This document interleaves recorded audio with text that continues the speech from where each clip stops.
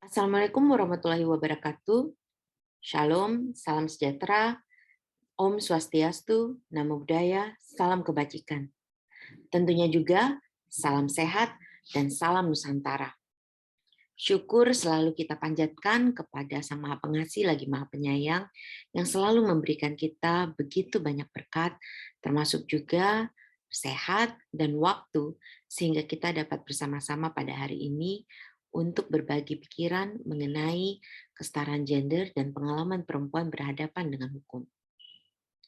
Tetapi sebelum memulai, perkenankan saya untuk memberikan pengenalan ulang tentang Komisi Nasional Anti Kekerasan Terhadap Perempuan atau Komnas Perempuan, di mana saya menjadi ketua untuk periode 2020-2024 bersama dengan 14 rekan komisioner lainnya yang merupakan pengambil keputusan kunci di dalam Komnas Perempuan.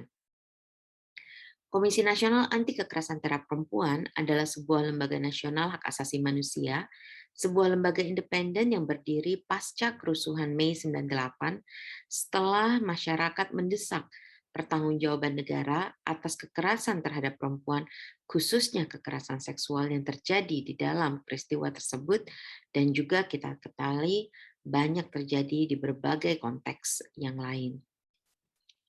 Didirikan dengan keputusan Presiden nomor 181 tahun 1998 dan kemudian diperbaharui dengan Peraturan Presiden nomor 65 tahun 2005, Komnas Perempuan dimandatkan untuk bekerja tentunya berdasarkan konstitusi dan mengacu pada dua undang-undang utama, yaitu Undang-Undang Nomor 7 Tahun 84 yang merupakan ratifikasi dari Konvensi menghapus segala bentuk diskriminasi terhadap perempuan, serta Undang-Undang Nomor 5 Tahun 98 yang merupakan ratifikasi dari Konvensi menentang penyiksaan, penghukuman, dan perlakuan lain yang kejam ataupun tidak manusiawi. Tentunya juga kami mengacu pada berbagai macam bentuk peraturan perundang-undangan lainnya, serta juga mempertimbangkan sejumlah instrumen-instrumen hak asasi manusia di tingkat internasional.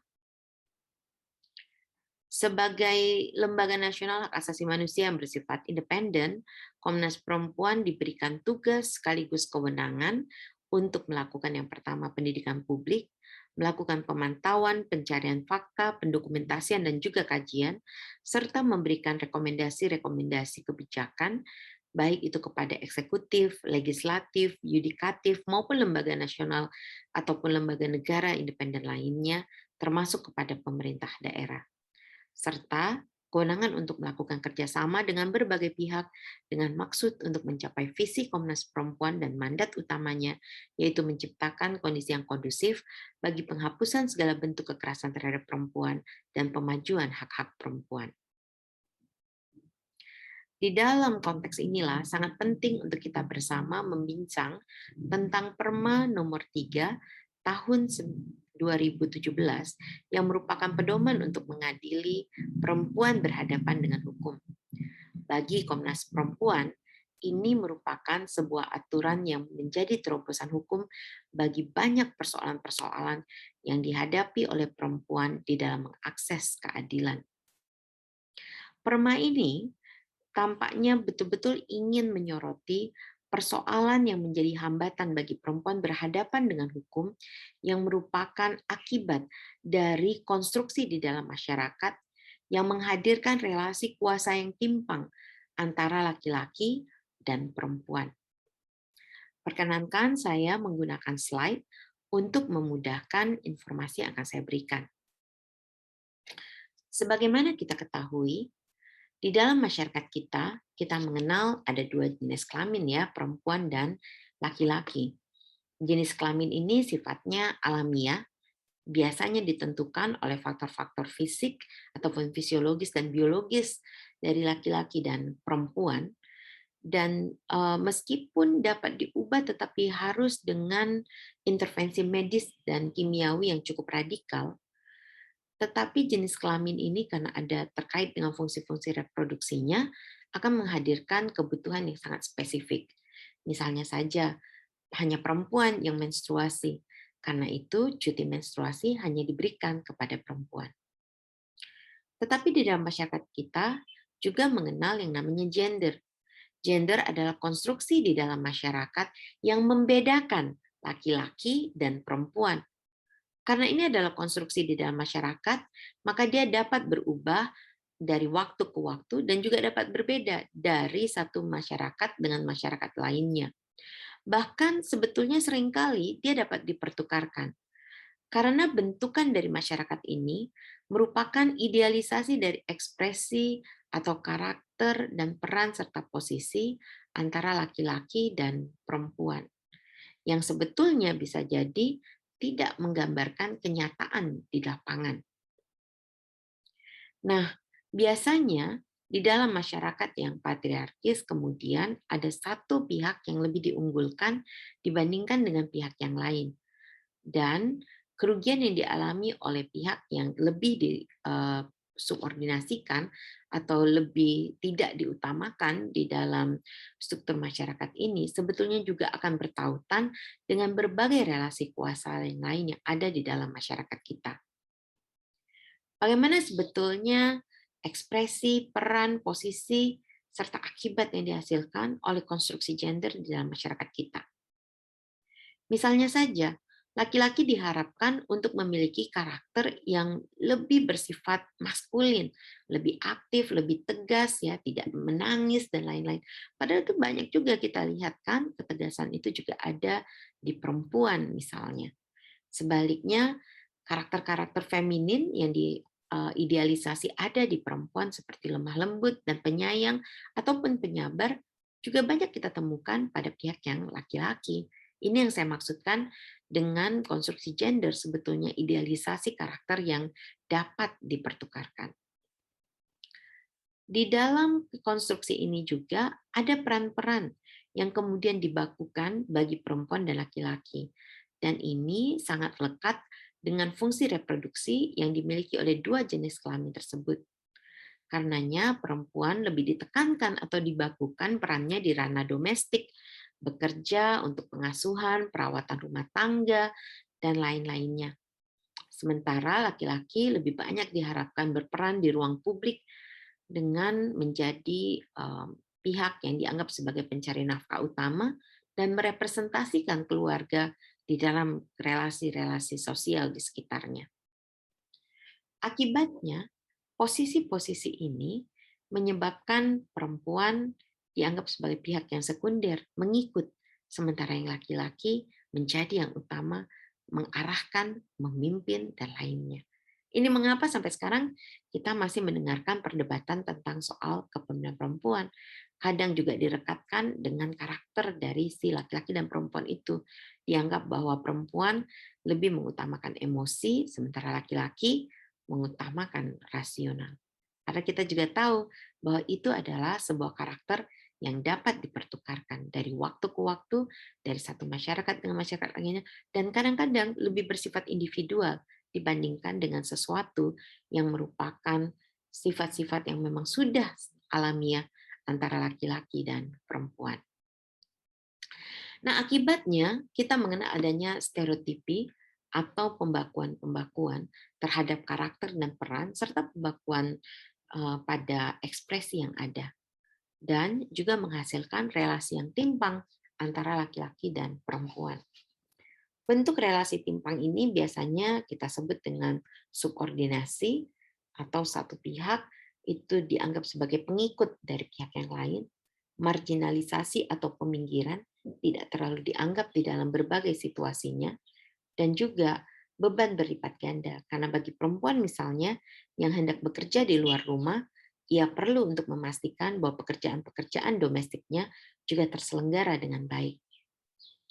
Hal lain adalah tentunya diskriminasi, yang akan saya bahas lebih lanjut, dan juga tentang kekerasan. Jadi ketika kita menggunakan gender sebagai pisau analisis, maka kita sebetulnya hendak menempatkan pengetahuan kita tentang bagaimana pengalaman hidup perempuan dan laki-laki menjadi berbeda akibat pembedaan yang dibuat oleh masyarakat mengenai siapa laki-laki dan siapa perempuan. Dengan melakukan pembedahan tersebut, maka kita bisa menyoroti juga akibat serta langkah-langkah koreksi yang dapat kita lakukan. Jika kita mengenali persoalan-persoalan dari konstruksi gender ini, salah satunya adalah diskriminasi. Sebetulnya ada definisi yang juga diadopsi di dalam Perma nomor 3 tahun 2017. Kita kenal bahwa diskriminasi merupakan sebuah tindakan yang membedakan, membatasi, ataupun mengabaikan seseorang dibandingkan dengan orang yang lain atas dasar tertentu, atau ini yang kita sebut dengan ideologi biasanya, ada soal gender, ras, suku bangsa, agama, afiliasi politik, dan lain-lain. Tentunya di dalam kesempatan ini kita sedang membahas tentang aspek gender. Nah, pembedaan, pembatasan, dan pengabaian itu dapat mengakibatkan adanya pengurangan dari pengakuan, penikmatan, penggunaan terhadap hak-hak asasi yang sebetulnya merupakan sesuatu yang intrinsik dimiliki oleh seseorang itu karena ia manusia, apapun latar belakangnya, apapun identitasnya. Dan ini tidak membutuhkan niat. Apakah seseorang melakukannya karena sengaja ingin mengurangi atau membatasi dari hak asasi itu ataupun tidak. Karena sebetulnya hasil atau akibat dari tindakan pembedaan, pembatasan, dan pengabaian itulah yang akan menjadi penentu apakah sebuah tindakan dianggap sebagai sebuah diskriminasi atau bukan. Kita juga mengenal berbagai bentuk diskriminasi. Misalnya ada yang langsung, ada yang tidak langsung. Ada yang merupakan diskriminasi de jure atau dituliskan di dalam hukum atau peraturan perundang-undangan, tetapi banyak juga peraturan perundang-undangan yang bersifat netral, tetapi dalam implementasinya ternyata de facto tetap menyebabkan diskriminasi yang berbeda dalam hal ini antara laki-laki dan perempuan.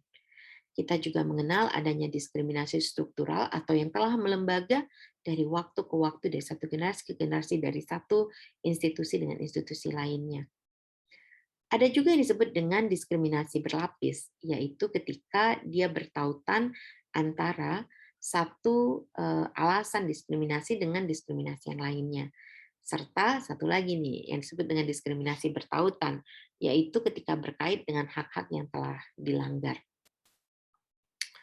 Tentang intersectionality atau persinggungan, sebenarnya tadi saya sudah bahas ya, bahwa gender sebagai konstruksi di dalam masyarakat, ketika masyarakatnya timpang, itu akan menyebabkan sebuah atau pengalaman seseorang akan menjadi berbeda dengan pengalaman orang lain, dan hal ini antara laki-laki dan perempuan, tetapi juga pengalamannya menjadi lebih beragam terkait dengan latar belakang yang dimiliki oleh orang tersebut. Misalnya saja, saya perempuan tentunya akan berbeda dengan saya laki-laki.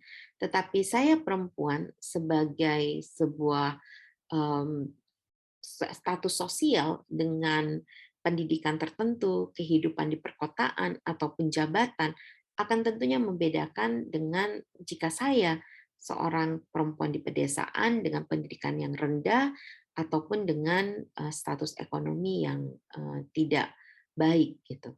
Nah, inilah yang kita kenal sebagai intersectionality atau interseksionalitas dari identitas-identitas yang juga menjadi faktor pemicu kerentanan dari diskriminasi dan kekerasan. Pada kasus kekerasan, pada kasus diskriminasi berbasis gender, pembedaannya sebetulnya bisa kita lihat juga dalam fakta-fakta yang ada di lingkungan kita sekitarnya ya. Misalnya saja, kita lihat di dalam kondisi kesenjangan antara perempuan dan laki-laki terkait dengan penghasilannya. Ternyata survei menunjukkan atau kajian-kajian menunjukkan bahwa penghasilan antara laki-laki dan perempuan itu masih terpaut 30% untuk pendidikan yang setara dan pekerjaan yang juga setara. Jumlah kemiskinan perempuan masih di atas laki-laki ya pada semua segmen usia maupun sektor serta di berbagai wilayah. Di tingkat partisipasi kerja, kita juga lihat bahwa lebih banyak perempuan yang bekerja di sektor informal dibandingkan dengan laki-laki yang bekerja di sektor formal. Kita juga lihat pada kasus perkawinan anak misalnya, yang nanti akan dibahas lebih lanjut tentang Perma nomor 5 tahun 2019, ternyata lebih banyak anak perempuan yang dikawinkan dalam usia muda dibandingkan dengan anak laki-laki. Dan ini juga akan mempengaruhi rata-rata lama sekolah antara anak laki-laki dan anak perempuan, di mana rata-rata lama sekolah anak perempuan masih lebih rendah dibandingkan anak laki-laki, yang tentunya akan mempengaruhi juga nanti kesejahteraannya di masa depan. Dengan durasi angka harapan hidup yang lebih tinggi dari laki-laki, maka sebetulnya kita juga dapat sebetulnya memprediksi bahwa banyak perempuan yang sebetulnya durasi hidupnya lebih panjang daripada laki-laki dan artinya menanggung kemiskinan yang juga lebih panjang daripada pihak yang laki-laki.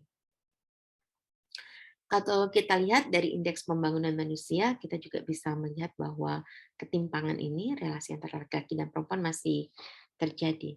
Angka lain yang juga mungkin menarik adalah sebetulnya bagaimana perempuan dalam kepemimpinan formal ya. Jadi meskipun kita lihat dari sektor pendidikan sebetulnya cukup bersaing, tetapi masih sedikit sekali sebetulnya perempuan yang menduduki posisi-posisi kunci. Dan ini tidak terlepas dari berbagai hambatan yang harus dihadapi oleh perempuan, termasuk tadi yang kita sebutkan pembakuan peran domestik dan pembakuan peran publik antara laki-laki dan perempuan menyebabkan ketika perempuan mau masuk ke ranah publik, dia tetap harus menghadapi tantangan-tantangan di tingkat domestiknya itu, yang dengan baik digambarkan oleh seorang kawan di internasionalnya dengan gambar yang di pojok kiri bawah. Nah, Ibu, Bapak, dan rekan-rekan sekalian, dengan konstruksi serupa itu di dalam masyarakat kita, sebetulnya secara langsung maupun tidak langsung akan mempengaruhi pengalaman perempuan berhadapan dengan hukum. Ada beberapa isu yang sebetulnya seringkali ya kita lihat di dalam situasi-situasi penegakan hukum yang ada di Indonesia. Salah satu kasus yang mungkin sangat menarik perhatian publik adalah misalnya ketika seorang nenek dia dihukum 1 bulan 15 hari ya dengan hukuman itu, meskipun kemudian dibebaskan karena mencuri 3 buah kakao. Bayangkan ketika ini diperbandingkan ya dengan perempuan yang lain yang mungkin memiliki akses ekonomi yang lebih tinggi, akses pendidikan yang lebih baik, akses jabatan, akses informasi hukum yang baik, serta juga pendampingan hukumnya gitu. Nah, dia menyebabkan pengalaman pada keadilan juga menjadi berbeda dari kelompok perempuan ini. Kalau data Komnas Perempuan, kami melihat bahwa selain tadi ya perempuan berhadapan hukum sebagai para pihak, juga ada perempuan yang menjadi korban ataupun saksi. Tetapi banyak juga perempuan yang menjadi korban justru akhirnya menjadi pihak atau yang kami sebut dengan kata kriminalisasi perempuan korban kekerasan. Angka kekerasan terhadap perempuan pelaporannya semakin tinggi dari tahun ke tahun. Tetapi sebetulnya kalau kita lihat untuk proses hukumnya sendiri tidak terlalu besar. Apalagi kalau kita melihat dalam konteks kekerasan seksual.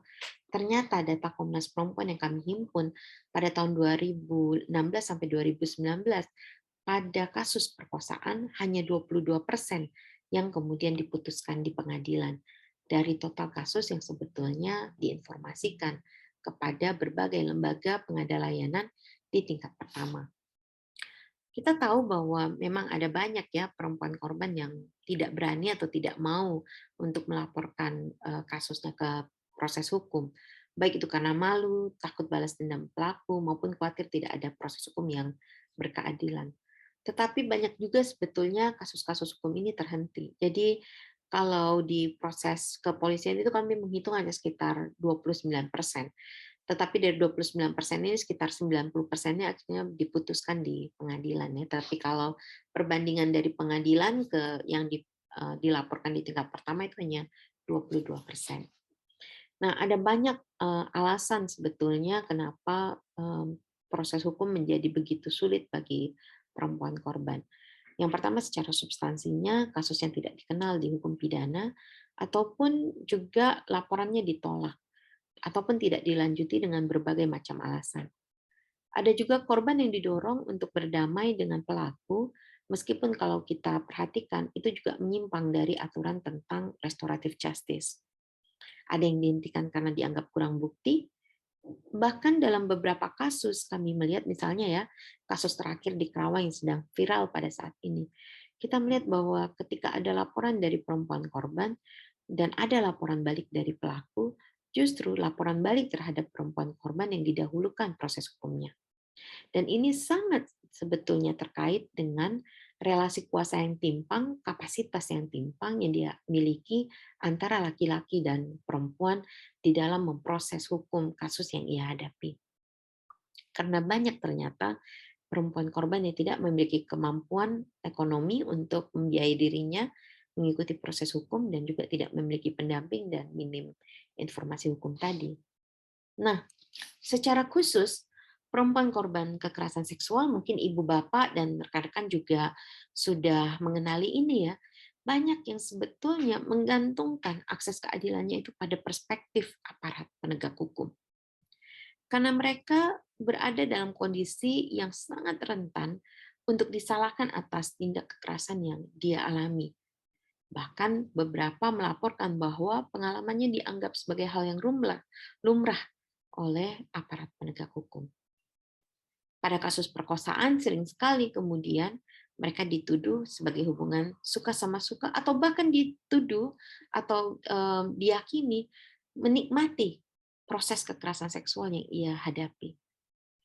Ada juga yang dipermalukan karena latar belakangnya, misalnya karena ia seorang janda, atau sekarang kita lebih kenal dengan kata kepala keluarga ya, perempuan kepala keluarga, atau di latar belakangnya lah yang lain ya, yang pernah melakukan hubungan seksual misalnya. Juga relasi timpang antara si pelaku dan korban ini tidak dipertimbangkan di dalam proses penyelidikannya. Pelaku dianggap kok mau, kok tidak menolak gitu ya. Jangan-jangan memang ingin mengambil keuntungan, hanya saja keuntungan itu tidak perlu. Jadi ada begitu banyak ruang di mana korban begitu rentan untuk disalahkan atas kekerasan yang menimpa dirinya. Apalagi pada dampak-dampak kekerasannya, misalnya kekhawatiran, ketakutan, trauma yang menyebabkan seseorang tidak bisa berfungsi bukan saja dalam memberikan informasi di pengadilan, bahkan bisa mengakibatkan ia tidak bisa berfungsi secara seperti waktu dia belum mengalami kekerasan gitu. Jadi dysfunction ya secara sosial, bahkan menarik diri, mengucilkan diri, kehilangan motivasi hidup, ada yang sampai mau mengakhiri kehidupannya. Nah, dampak-dampak ini jarang sekali menjadi perhatian.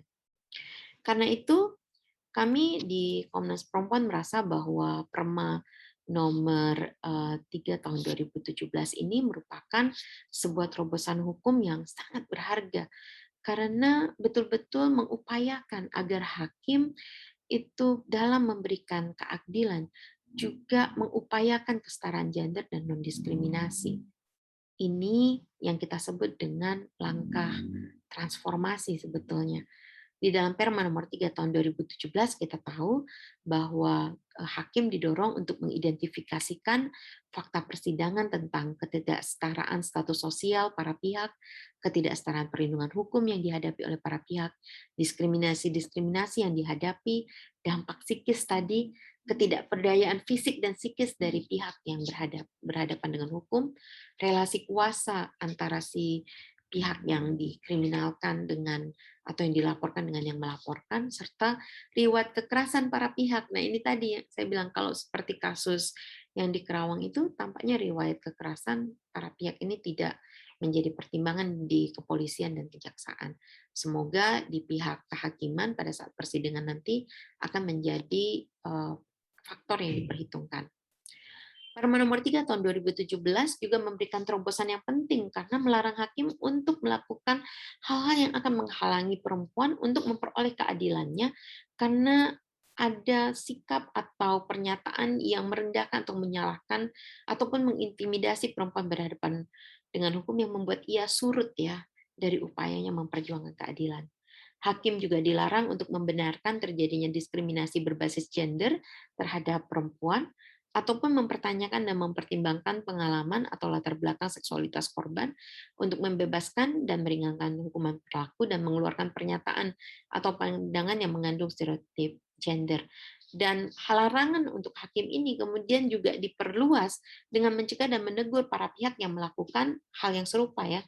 Para pihak, penasihat hukum, penuntut hukum, dan kuasa hukum. Jadi mereka juga perlu untuk dicegah dan ditegur oleh hakim jika bersikap atau membuat pernyataan yang merendahkan, menyalahkan, mengintimidasi, ataupun menggunakan pengalaman atau latar belakang seksualitas perempuan berhadapan dengan hukum untuk menyudutkannya.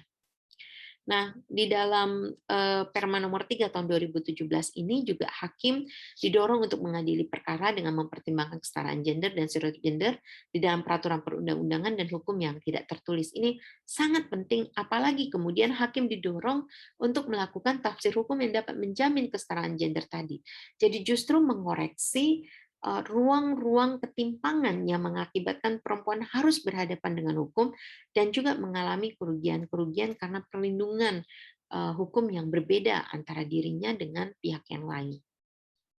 Serta di dalam Perma nomor 3 tahun 2017 ini yang juga kami sangat apresiasi adalah mendorong hakim untuk menggali nilai-nilai hukum, kearifan lokal, dan rasa keadilan yang hidup di dalam masyarakat untuk menjamin kesetaraan gender dan perlindungan yang setara setelah non-diskriminasi dan juga mempertimbangkan penerapan dari konvensi dan perjanjian-perjanjian internasional terkait dengan kesetaraan gender. Tentunya yang kita maksudkan adalah konvensi dan perjanjian internasional yang sudah diratifikasi ya di dalam hal ini. Terobosan lain juga tampak dari dorongan untuk hakim memberikan perhatian pada kerugian, dampak kasus serta kebutuhan perempuan berhadapan dengan hukum untuk pemulihan yang tadi saya sampaikan ya. Jadi banyak sekali sebetulnya situasi-situasi yang tidak diperkirakan akan ditanggung oleh seorang perempuan korban kekerasan. Nah, kami juga menemukan bahwa pada banyak kasus seringkali jaksa tidak menuntut adanya restitusi ya, padahal sangat dibutuhkan oleh perempuan korban karena tadi itu banyak yang kemudian mengalami kerugian ekonomi secara langsung maupun tidak langsung akibat dari kekerasan yang ia hadapi. Dan terakhir, Perma nomor 3 tahun 2017 ini juga menegaskan bahwa kita perlu melakukan terobosan hukum di mana hakim bisa memberikan akses bagi pendampingan maupun pemeriksaan dengan komunikasi audiovisual jarak jauh untuk memudahkan perempuan berhadapan dengan hukum melakukan proses hukum yang bisa memberikan kesempatan baginya untuk memperjuangkan keadilan. Dengan terobosan-terobosan hukum yang dilakukan melalui peraturan Mahkamah Agung nomor 3 tahun 2017, sesungguhnya inilah yang kita maksudkan sebagai implementasi dari prinsip uji cermat tuntas menuju kesetaraan substantif dan keadilan transformatif. Ketika ada perhatian khusus kepada perempuan, itu tidak sama dengan melakukan tindakan yang diskriminasi. Karena ingat, sebetulnya upaya diskriminasi itu jika mengakibatkan seseorang mengalami kerugian haknya. Tetapi seperti yang digambarkan ini, dengan memberikan perhatian lebih kepada perempuan yang awalnya dia dalam posisi yang timpang, maka ia juga dapat menikmati haknya atas perlindungan hukum dan atas kesetaraan di dalam hukum. Dengan cara ini, maka Perma nomor 3 tahun 2017 bukan saja mengatasi kerugian, tetapi juga mencegah keberulangan sekaligus menyasar pada akar masalah yang kita hadapi, yaitu diskriminasi berbasis gender. Saya yakin ada banyak hal yang patut kita percakapkan dan kita diskusikan untuk memperdalam apa yang kita maknai sebagai kesetaraan gender dan bagaimana juga mengatasi persoalan ketidaksetaraan gender ini untuk membantu akses keadilan bagi perempuan yang berhadapan dengan hukum, baik sebagai korban, saksi, maupun para pihak, yang akan kita perdalam pada sesi berikutnya. Semoga informasi awal ini bermanfaat, dan bila ada hal-hal yang ingin ditanyakan lebih lanjut sebelum sesi, juga dapat langsung menghubungi kami di alamat ini. Selamat belajar, salam sehat, salam Nusantara.